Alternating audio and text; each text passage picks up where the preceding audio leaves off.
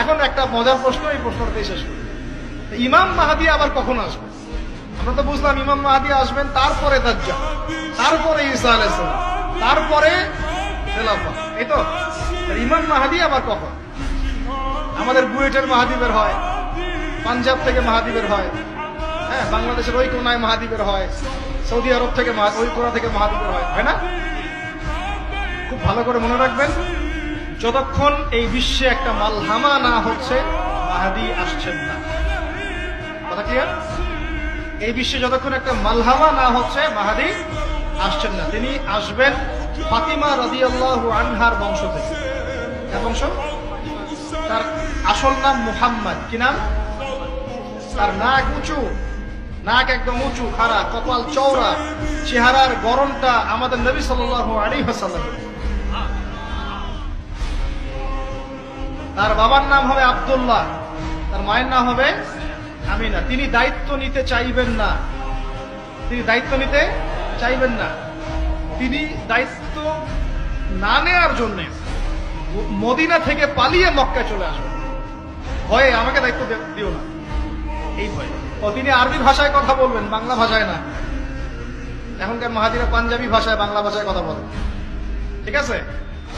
এবং এই কাবা ঘর যেটা আমরা তাওয়াফ করি, এখানে যে হাজারে আসওয়াদ আছে না, আর এই যে হাজারে আসওয়াদ আর মাকাম ইব্রাহিম, এই দুটো জায়গার মাঝামাঝি মানুষ তাকে চিনে ফেলবে, এই তো মাহদী। তার হাতে মানুষ বায়াত নেবে 313 জন। কতজন?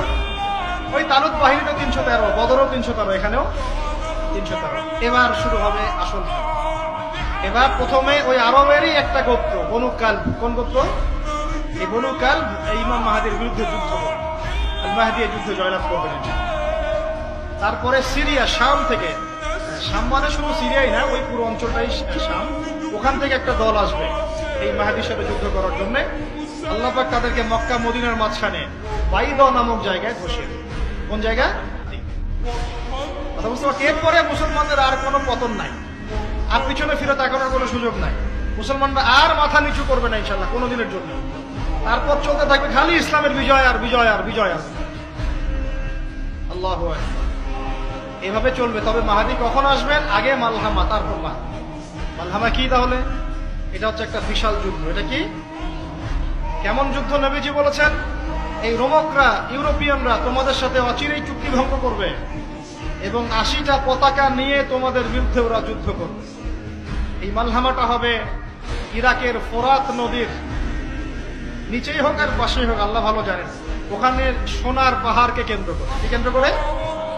এই সোনা মানে সত্যিকারের সোনাও হতে পারে, অথবা তেলও হতে পারে, আল্লাহ ভালো জানেন। তেল তো এখন সোনার জায়গা দখল করেছে, করে নাই? এই বিশ্বে তো সোনা চলে না, কি চলে? তেল। তো এটাকে কেন্দ্র করে যুদ্ধ হবে। নবীজি বলেছেন ওই যুদ্ধে এত ভয়াবহ হবে যে 100 জন যোদ্ধার মধ্যে 99 জনই মারা যাবে না। একটু মাথা খাটান যে এমন কোন যুদ্ধ কি হয়েছে পৃথিবীতে যেটাতে 100 জনের মধ্যে 99% মারা গেছে? তার মানে এটা হয়নি এখনো।